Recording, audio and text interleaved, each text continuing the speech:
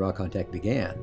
And it was the type of channeling where she left her body, and she was with Ra in what was called the fifth inner planes level, and she wasn't aware of anything that was going on. We're at the very end of the 75,000 year master cycle. Throughout time, they have been looking for ways to help entities on planet Earth to move forward on their spiritual journeys without infringing on their free will.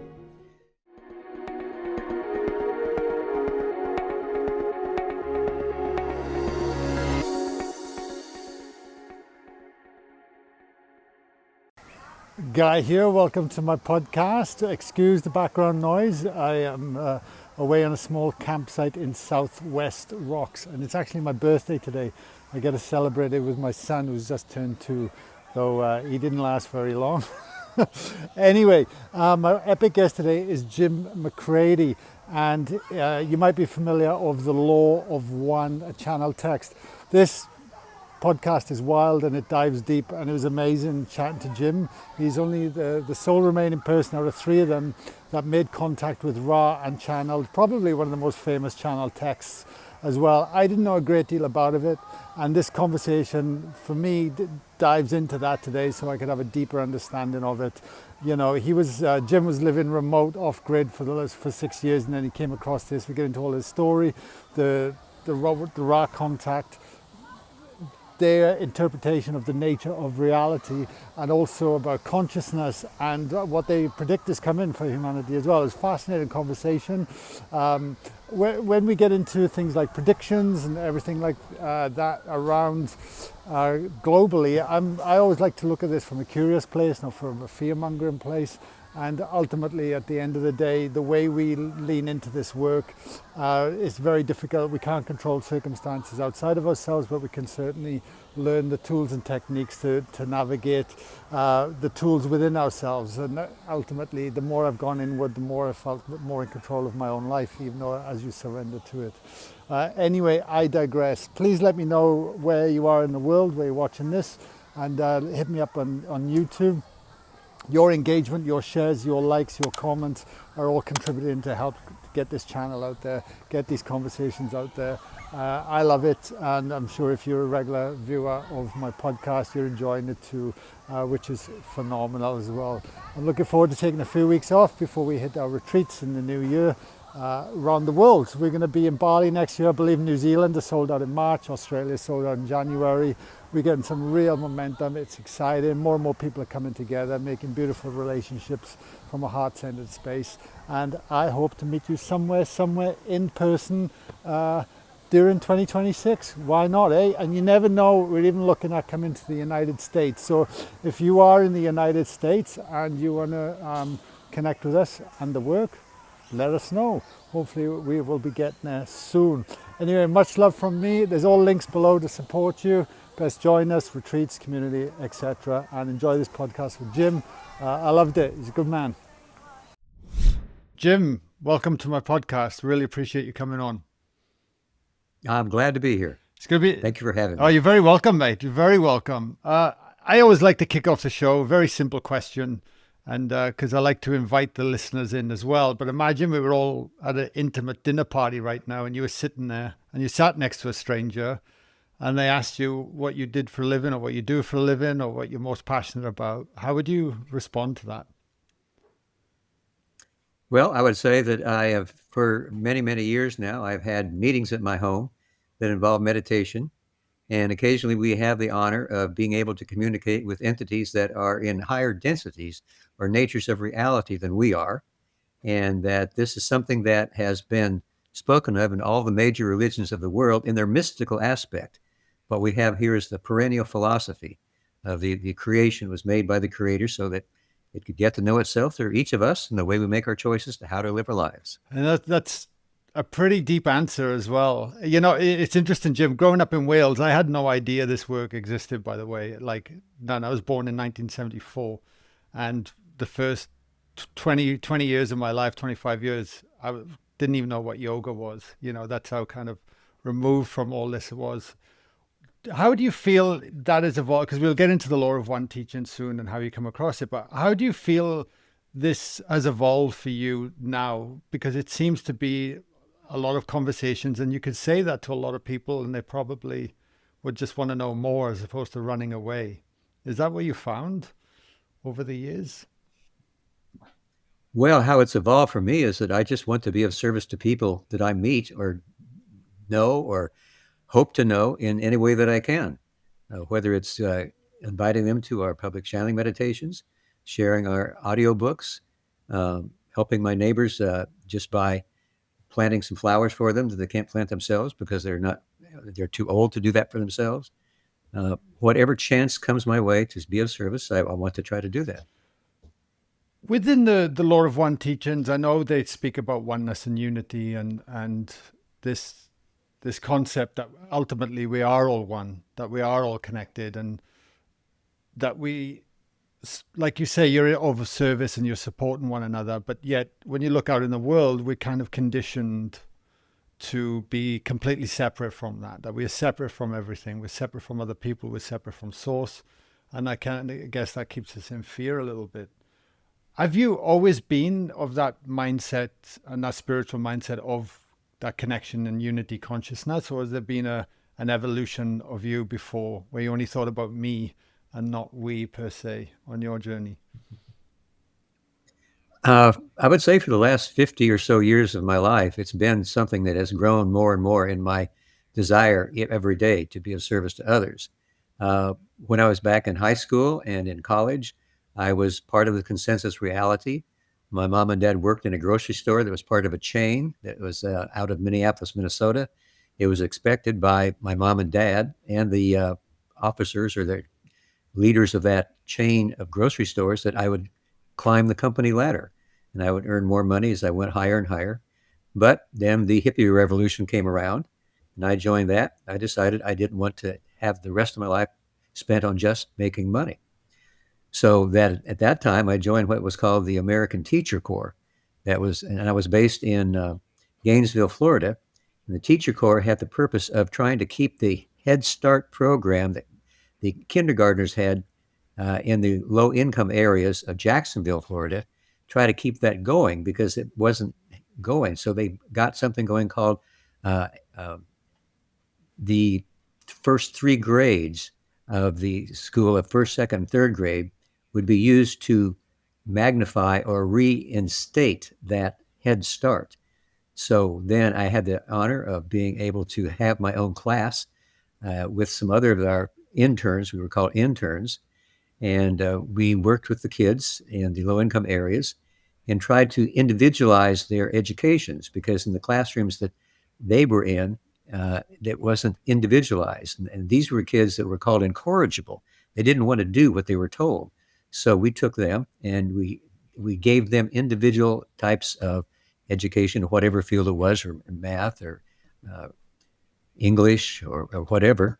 And after about 2 years there, we got a master's degree in education. And I discovered that there was a place in Colorado, the Rocky Mountains of Colorado, that had a program where you could work with your dreams.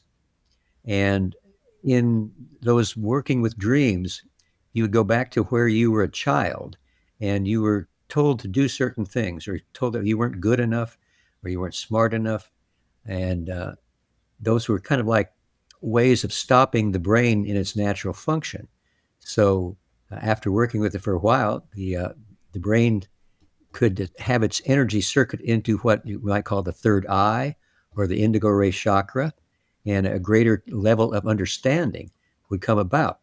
And so at that point, I decided that I would try to do what was taught there. And I would start my own school here in Kentucky. I decided that being raised in Nebraska, where everything was a flat plain, I wanted to have some variety in my life. So the hills and the valleys here were where I wanted to be. And that was the place that I eventually met Don and Carla and became part of their meditation group. And after a while, about a couple of years, then I was honored to be part of the Raw Contact. Wow. So when you said working with dreams, what was that like, going into a meditative state was you conscious going into hypnotherapy, going? No, each of us built our lean tos out of sight of the base camp where we ate our meals and talked about our dreams. and we worked with actual dreams. And the way we worked with them was to let our subconscious mind know that we wanted to get information about how our life was when we were kids. And usually before the age of 7, each of us had, and most kids have, some sort of programming that says you have to do this, you have to do that, and you don't have any say in it. And so eventually that leads to some kind of a blockage of the ability of the brain to circuit that energy into the frontal lobes or the indigo chakra or the third eye. It's got a lot of names. And so after a while, the fellow who ran the school said that, most people have 2 or 3 different blockages like that. And if you work with those blockages with somebody that takes the place of the person who programmed you that way, and then remember that you didn't have any say in it when you were programmed, that now you have a say. And so as the person would do what was done to you, then you say, no, I do have a say. And you scream and shout and cry. And that would close that synapse that was open in the brain and draining away your brain's natural ability to give you that ability to contact the frontal lobes or the third eye. And so that happened for me, and that was why I went to Kentucky to try to start my own school and do the same thing with others. Gotcha. So it's sort of like constellation work. That's what came to mind when you were speaking of that. Yeah. Yeah. No, amazing. It's powerful. Thank you. So just to help bring in with the listeners, there was, if I'm not mistaken, it's Don Elkins and Carla Ruckett. Is that how you pronounce the name? Ruckert, yeah, sorry, and yourself. So they were doing the meditation. So you joined a meditation class, and they were there doing the meditation class. Is that correct? Right. At that time when I first met them, I was living in the woods in my log cabin that I built. Oh wow!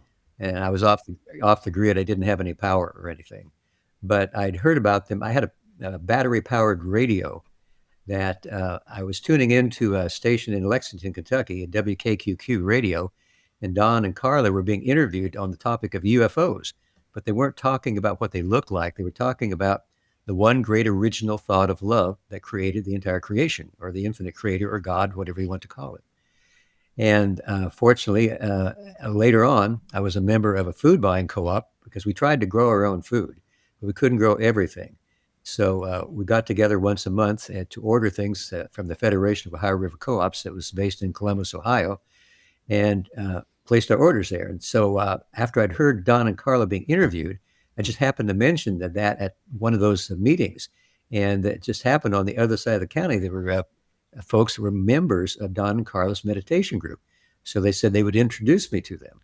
So I started driving up to Louisville. It was 70 miles there and 70 miles back every Sunday, and sometimes during the week as well. And I took part in their channeling meditations and actually learned how to channel there in 1980. So that was where I met them. And eventually, after a couple of years of going back and forth from my land to their home, and at that time it was a Waterson Trail then. So 3 weeks after I joined them, the raw contact began. Wow. Okay. Just out of curiosity, how long were you off grid for? What was that like? 6.5 years. I really enjoyed it a lot. I built my own log cabin. I grew my own food, most of my food in the garden. I had some apple trees and pear trees, and I kept bees, so I had honey. And there was a farmer's market in Perryville, Kentucky, about 30 miles away, that I could sell some of my produce and the honey from bees. And I really enjoyed it. I think probably one of the reasons I enjoyed it so much is I was an only child. I was used to being alone. So that wasn't any problem for me. Incredible, because there's you see more people kind of turning back to that kind of living now. They're creating small communities, they're going off grid, they're really getting back to basics. No, that's fantastic. And to be listening to a battery powered radio of 2 people that happen to be talking about UFO contact, what are the odds really with all of that when you think I about think it was meant to be. Exactly. Yeah, incredible. So when you started leaning into the raw contact and what became later the Lord of One, was channeling kind of a real left of the field thing at the time, or was it well known within the meditation communities? Or did it feel like, really extreme back then in 1980? Well, there were not a lot of people that were channeling that we knew about because the internet was not in effect yet. We couldn't communicate with each other, but we found out that there were other people that were channeling. In fact, Don was originally a physics professor at the University of Louisville, and he heard about this channeling process from a fellow that had been transferred to the Ford Motor Company in Louisville from the Ford Motor Company in Detroit, where there was a fellow named Walt Rogers who had had a face-to-face encounter with an entity from a UFO. And then he had what was called a lingering telepathic contact. And then he was told by this contact that it was Hatan, supposedly a group of entities from the fourth density of love and understanding, that if they wanted to get together and have meditation groups, that Hatan could give them answers to their questions about their spiritual journey. So Don got a hold of some of this information, which we have later just labeled the Brown Notebook, and he got an experiment going with some of his physics students. He invited 12 of them to join him in an experiment. He didn't tell them what they was going to do, but he was hoping that they could reproduce this channeling. And one of them asked if he could bring his girlfriend there, and that just happened to be Carla Ruckert. And Don said, sure, that's fine. So after about a month or so, there wasn't any channeling going on at all.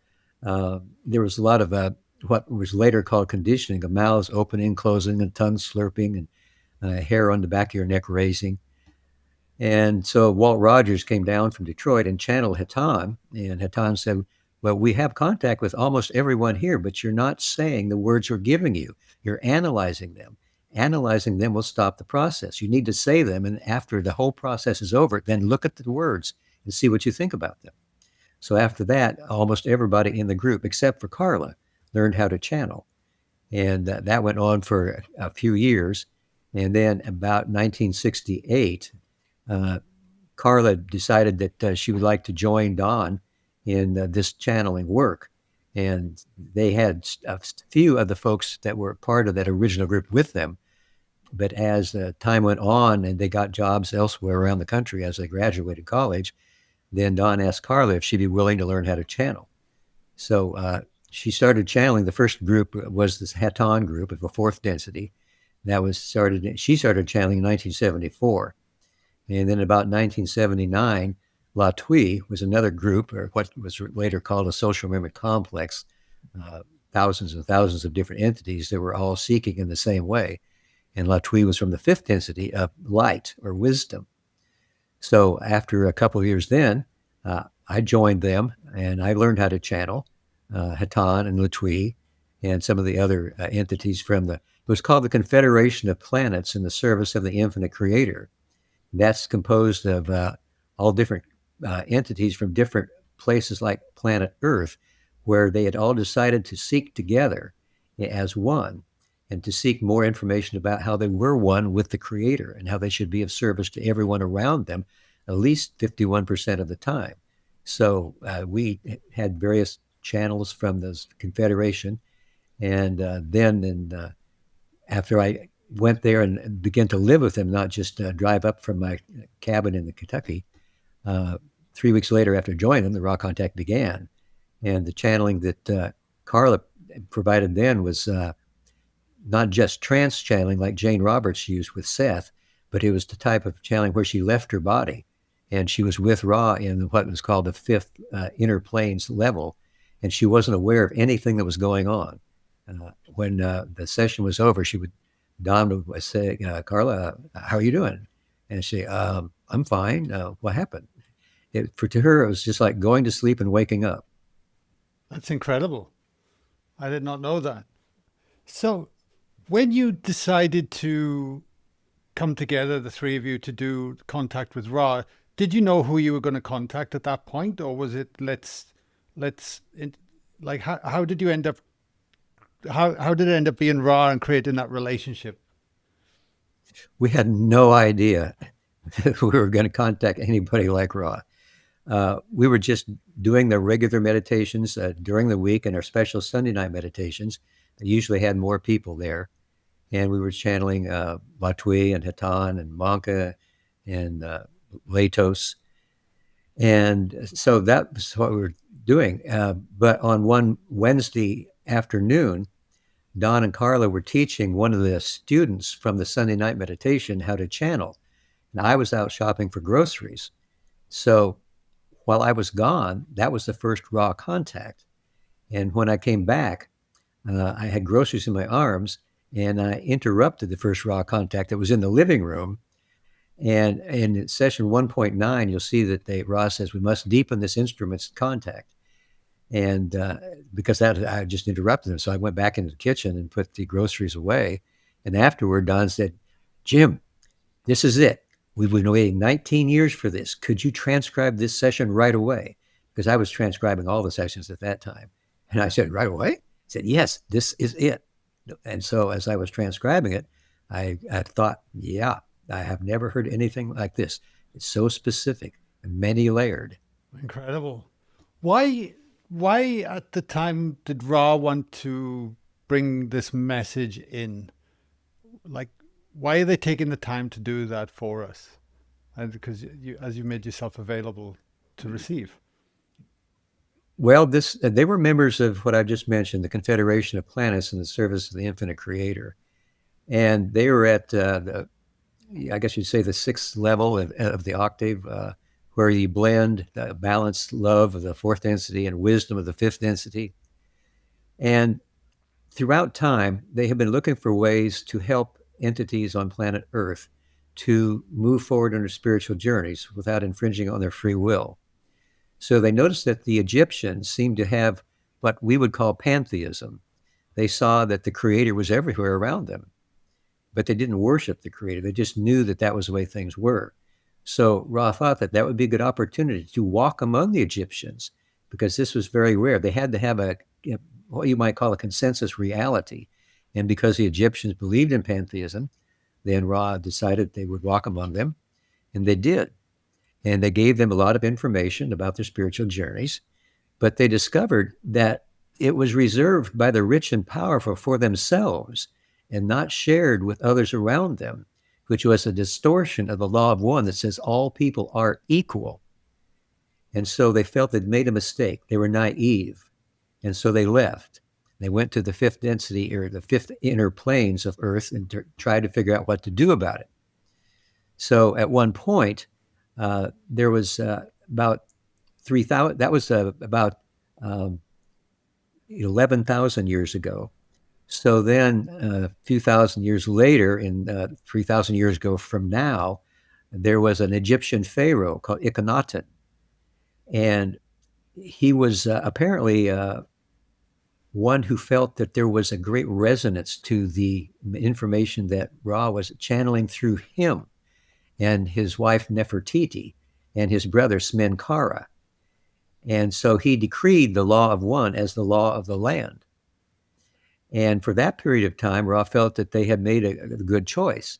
But when Akhenaten passed away, the priests at that time then were just giving lip service to what he said. When Akhenaten passed away, they went back to the worship of many gods because they felt that this was the way to go and not, the law of one or not even pantheism.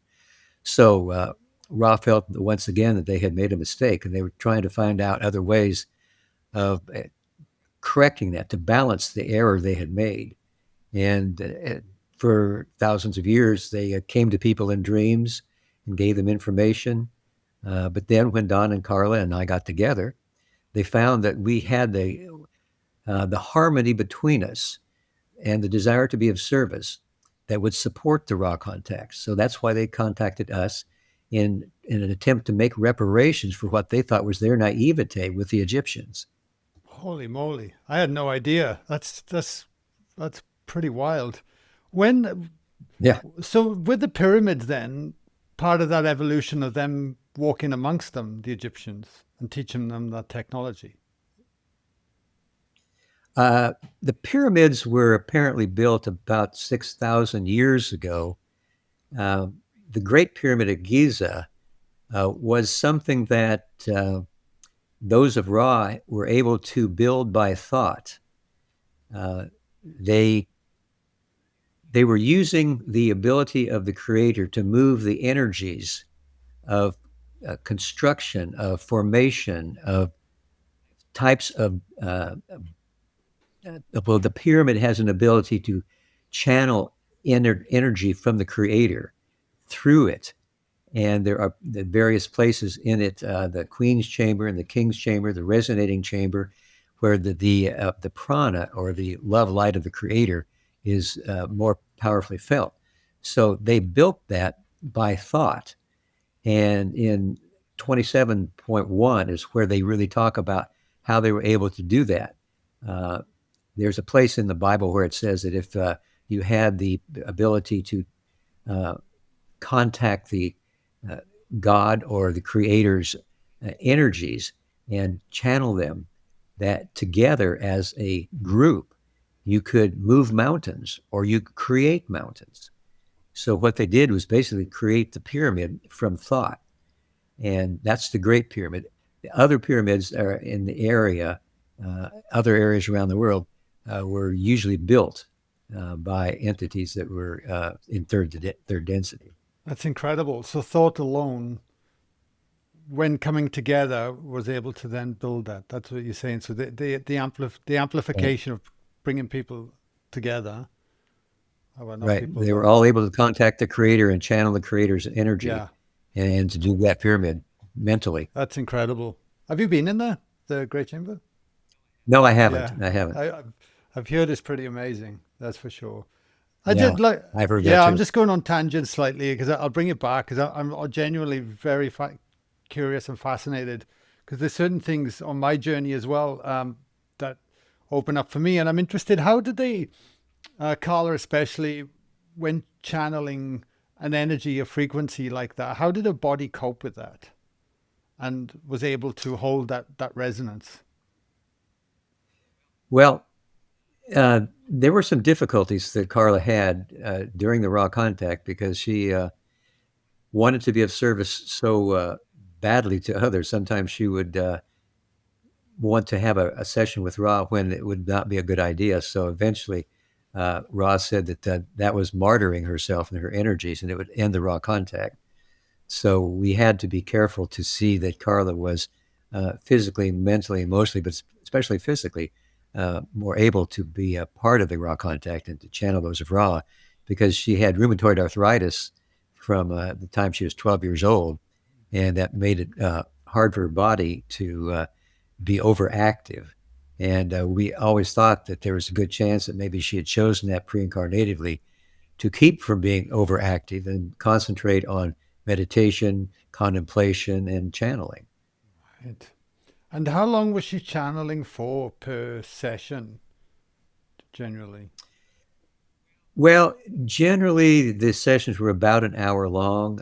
Some were shorter and some were longer. The longest one, I think, was Session 16.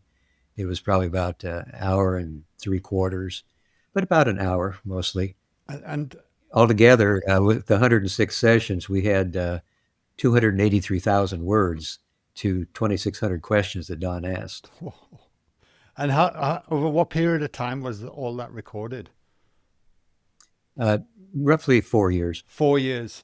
And then Ra ended contact and that was it. The teachings are here, or has that contact continued since?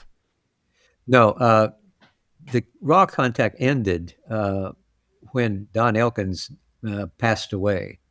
And Ra had always said that we had to have those three of us together in order to have the contact with Ra. So when he passed away, there was no more raw contact. But 2 years after he passed away, Carla had been channeling those of La Tui with fifth density. But then on January 12th, 1986, she began channeling a new entity. It was called Quo, Q apostrophe U O. And we always thought that that was kind of a way of them letting us know we should ask who they are. And so we did. And they said they were a principle of three different social memory complexes: Haton, which Carla started channeling in 74, of love, the fourth density, and La Tui of the fifth density that she began channeling in 1979, and Ra of the sixth density that was in a step down fashion that didn't require trance, but the answers were not as specific or many layered. But La Tui was the one that gave voice to the Quo channelings. And the Quo channelings went on from 1986 until about 2006.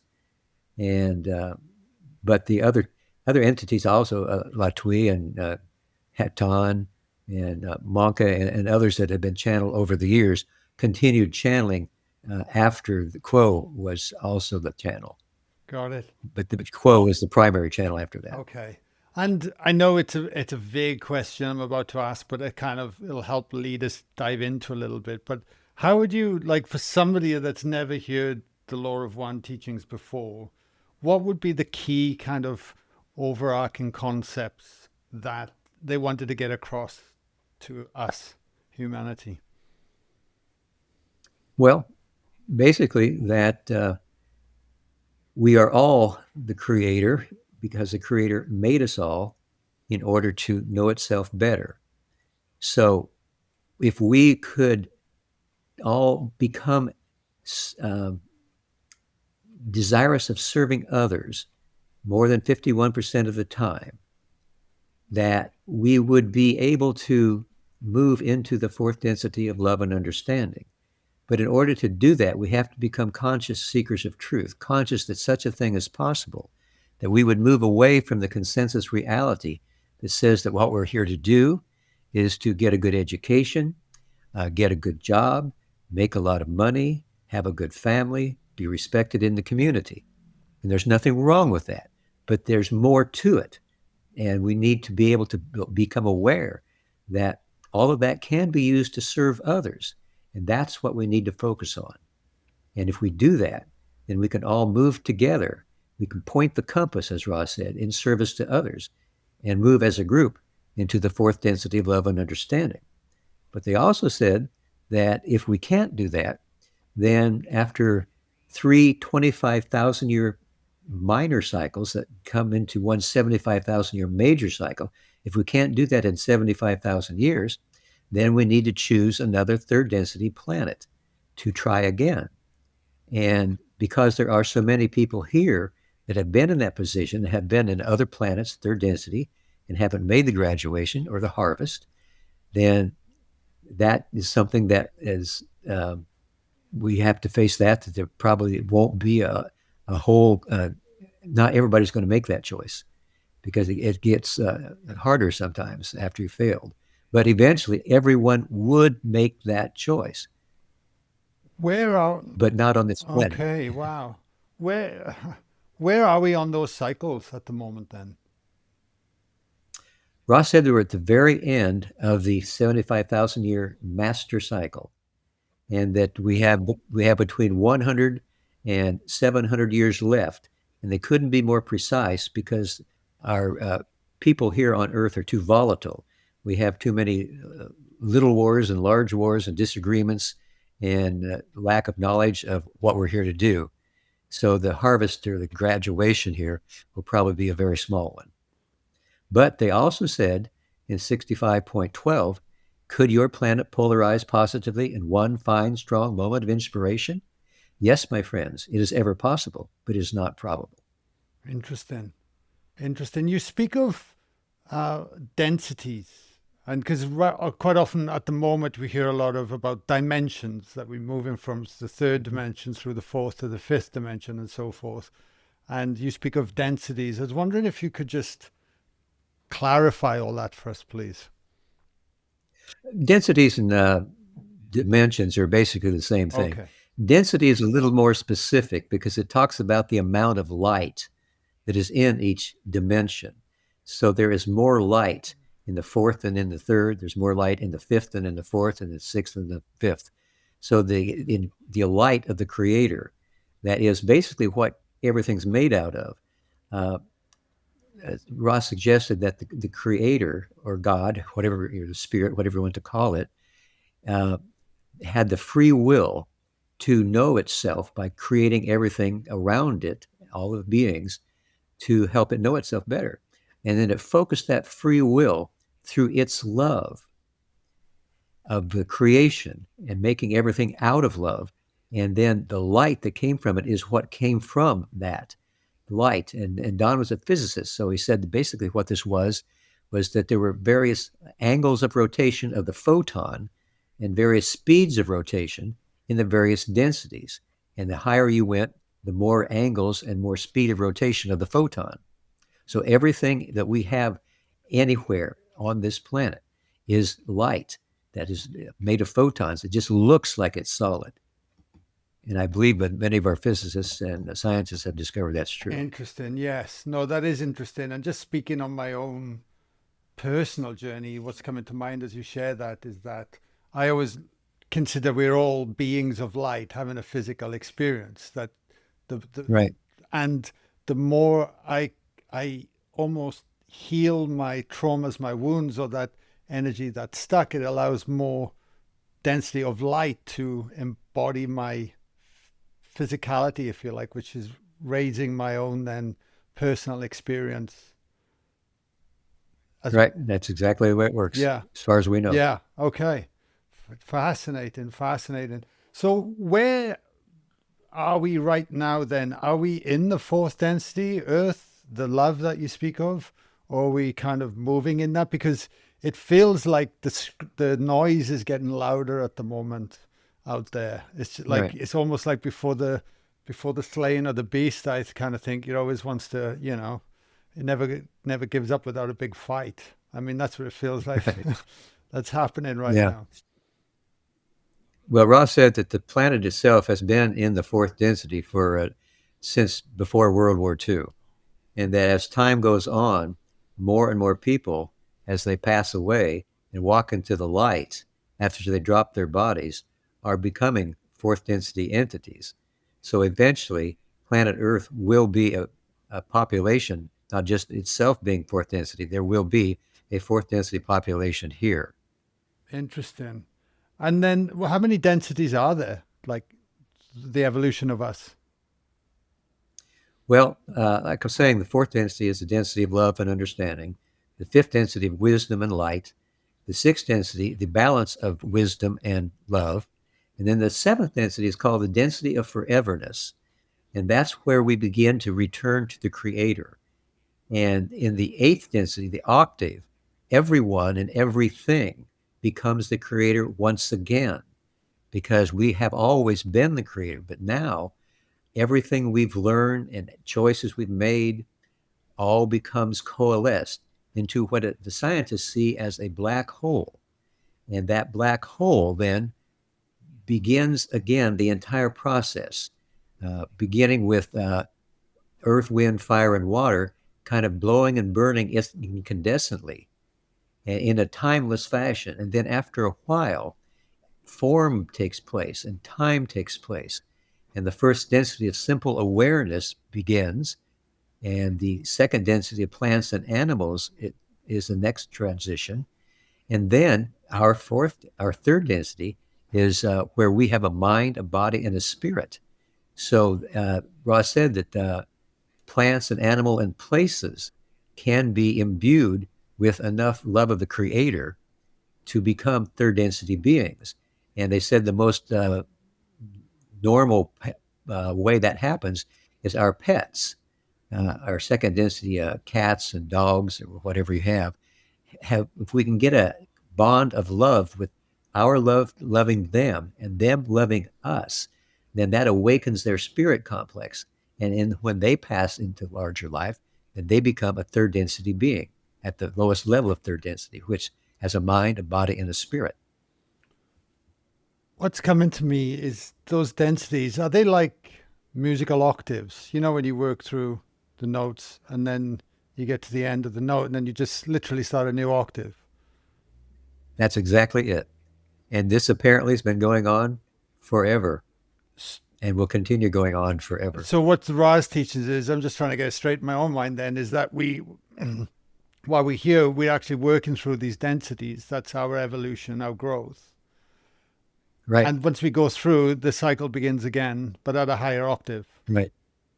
Right. So That's exactly it. Holy moly. It starts to blow your mind, doesn't it? So could that be on another planet or another space or another, you know, it could be anywhere. It could be. Yeah. It's our choices. Every time that we leave our bodies and go back to the other side, Ross said there's a veil of forgetting that keeps us from knowing all of this, what I'm talking about. And that veil of forgetting is between the conscious and subconscious mind.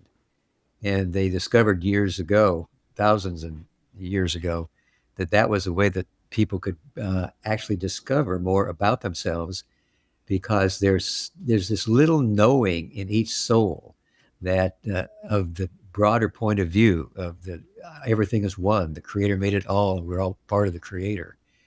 And that little bit of knowing then gives us a chance to make that choice of service to others or service to self. Ross said the service to self was a path that was good as through the fifth density and the beginning of the sixth density. But at the beginning of the sixth density, negative entities who only want to serve themselves and control others realize through their wisdom that they can't go any farther, because the Creator is not only them, but everyone they've tried to control. And they have to reverse their polarity. And they can do that because, as Ross said, the Creator blinks neither at the light nor the dark, because all is the Creator, the positive and the negative. So making a choice one way or the other is a way of traveling. But the negative path can only get into the beginning of the sixth density. Then it must become positive. And then after the middle of the sixth density, the concept of polarity, a positive or negative, is no longer used. It's a tool to get us where we want to go, which is unity with the one Creator. Okay. There's a lot in that. So the right, wrong, good, bad, up, down, left, right, all the polarities, hot, cold. It's, Right. we're not identified with them anymore. Right. Yeah. We give it all up. Oh. It's just a tool to get where we want to go. What happens when we reach unity then? Consciousness, do you know? Do we just not come back? Well, Are we part of the largest system? yeah. Well, everything becomes the Creator once again. There is no difference. We are the Creator. And we begin the whole process again, another octave. It's another way for the Creator to continue knowing itself infinitely. And it's apparently been going on infinitely before, and now infinitely afterwards as well. Yeah, sorry to hit you all these questions, because I'm just fascinated about what you're speaking about. So, like when we speak of Ra, and you mentioned he would be in the fourth or fifth density, but is that then on a different octave? Hence why he's at a different vibration. Hence why he's not in our reality at present. Is that how it would be working? Well, Ra is a social memory complex that began on Venus. And in their third density, there were 38 million entities. On our Earth now, we've got somewhere around 8 billion. So after the chance of the graduation came, only 6.5 million of those 38 million decided to be positively oriented. The others did not make a choice. So Ra is a social memory complex of 6.5 million entities. But we were told that when we were speaking with one entity, we were speaking with the whole group, because they all telepathically communicate with each other. They are one. That's the law of one. Holy moly. What would you say to someone here then, in terms of, because we're so conditioned to think of ourselves, and Yeah. we're conditioned to be fearful, never to have enough money, never to have enough space, like, because the media constantly project everything as a threat, and we're always on fight or flight, and we're behaving not in our innate, I believe, which is our innate space, which is our heart and our love and care and compassion and share and the we, right? So what would you say to people that, or why would we want to move then into a state of that space of care? Because in my own journey, I was so self-absorbed with my own shit, per se, in inverted commas. I didn't look outside of myself, but it wasn't until my heart started opening and I started to get this concept that then my life radically changed. But I had to almost go through my a a real steady squeeze of life to actually allow me to then be rebirth myself, if you like, out the other side. Do you know what I mean? Yes, Ross suggested that the difficulties that we have, yeah, fear, separation, confusion, is what they called catalyst. And catalyst is something we can use as food for growth if we are aware that we can do that, if we're conscious seekers of truth, you might say. Because catalyst asks that we change from time to time, and change is difficult. And you need to know that change is what you're here to do. You're here, as Carla said, to move the 14 inches from your intellect of your mind to your heart of love. And that requires a great deal of change. And it goes through stages, all those things that you mentioned, everything that is hard and difficult and confusing. We can, if we are conscious seekers of truth and realize this is how we grow, this is how we grow. We use it. How do we, for people, accelerate that process then? What are the kind of key steps to go, that I want to be living more like that? Well, Ra gave us what they call balancing exercises. So, and it requires us to use meditation at the end of the day, and that we look back at the end of the day in our meditative state and see what difficulties we faced and what things caused us a problem. And we look at them as an opportunity to grow. And the way we do that is that we amplify them, we make them larger than they were. And then when they're really large, we just for the moment, we image the opposite. So if it's fear, then we would image um, not fear or comfort. And we let it get big by itself until it's as big as the fear. And then we accept ourselves for having both of those ways, for us to know ourselves and for the creator to know itself, and for us to know the creator. So once we continue, this is a lifelong process. So as we go along doing this, we become more and more the creator. The creator is everything, everything that is positive, everything that is negative, everything that we have experienced as positive, everything we experience as negative, and we become a 360-degree being. We become the creator in small way. And this balancing process, like I say, is a lifelong process of using that catalyst as food for growth, using the balancing exercise. Patience, impatience, love, fear, so on. Hmm. Yeah, totally. How has this work affected your life, Jim, over the years? Well, it's given me a larger point of view so that I can see that everyone around me is the creator. It doesn't matter what their political philosophy is, what their social philosophy is, what they think about anything else. They're the creator, and that comes first.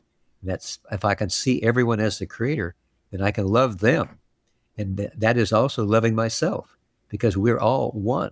We are all the same. And whatever we do in consensus reality is what the creator would like to have us do because it helps it to know itself too. So it's helped me see the creator everywhere around me and to see that first. And that removes the judgment and the conditioning mind then. Right. Yeah, of course. Yeah. Yeah. And what would you, I mean, it could be the answer you've already given, but for people that are feeling helpless, because I think when we look at the world today and the problems that are, I guess, being projected at us, I think my belief system, there's more good things going on in the planet than bad things. It's just we don't hear about it because we get projected a very biased view of what's happening right now. But what would you say to people that might feel like they're not contributing or can't help because these problems feel so big? They feel so ginormous, and it's like, well, what can I do about that? I'm just here in my house, managing the kids, going to work, and I'm just gonna keep my head down and just hope it goes away. Yeah. Well, what Ra and the Confederation of Planets and the Service of the Infinite Creator have always said the greatest tool we have is meditation. That not only can we use it at the end of the day to balance our problems and difficulties and grow from them, but we can send love and light to everyone who is having difficulties. And that love and light will get there. And that can be used by people if they are open to such things coming their way. So if we send love and light, we're doing everything we can to help the planet, to help its people, to grow and to move through the difficulties. Whatever war, whatever disease, whatever natural disaster, if we pray and meditate, then we're doing everything that we can do on a spiritual level, and that is the level where things can change the most. Yeah. And do you still channel, Jim, yourself personally now? And Yes, yeah. we have a group here in Louisville that some of my fellow L&L research folks are. There's 4 of us that are channeling. We was channeling those of Quo now, and we have meetings on the second and fourth Saturday of the month from September through May. We take a little break around Christmas time. Yeah, fantastic. And do you make them available for people? Can they like do you teach, or I'll just find out about your work a bit for other listeners because I know they'll be asking the questions. Yeah, my living room can only hold 15 people, so we have a Trisha Bean is the one who has the um, you can send her an email at contact@lresearch.org and ask if there are seats available. And if there are, then you can say, she can let you know where they are. And then you can have a seat reserved for you. So there can be 11 people here. If all of our 4 of us, not all the time are 4 of us here. There are other times where some reason keeps someone from being here. But basically, 11 people each second and fourth Saturday of the month, September through May, can join us, and they can ask questions. And those of Quo will channel through each of the 4 or 2 or 3 instruments the answers to the questions. And just before I wrap up the podcast, has there been any messages that have been coming through of recent are relevant for our time right now on the planet of who you're channeling, Quo? Usually, people aren't asking questions about what's happening in the world around them and the problems of the planet. They're asking personal questions about their own journeys. And so we haven't had any information, about the consensus reality. Yeah, fair enough. Fair enough. And any last question for you? We've covered quite a bit of ground today, or I've tried to anyway, to the best of my ability. But is there anything you want to leave the listeners to ponder on before we finish, Jim? Well, I'd like to let you know that if you go to our website, www.llresearch.org, all of the information there, all of the books, all the channelings ever been done are available for free in PDF downloads. That's very kind. I'll make sure the links will be below in the show notes anyway. And I just want to say thanks for coming on the show and giving me your time. I didn't know a lot of the Lord of One teachings, but I certainly appreciate you letting me just hit you up with as many questions as I can over the last hour. And it got me pondering, that's for sure. I'll be diving into them and looking a bit closer. Well, you asked a lot of great questions, and I really appreciate it. I always love talking about the Law of One. And thank you for all your questions and the honor of being on your show and talking to your audience. You're very welcome, Jim. Thanks so much, mate. Thank you.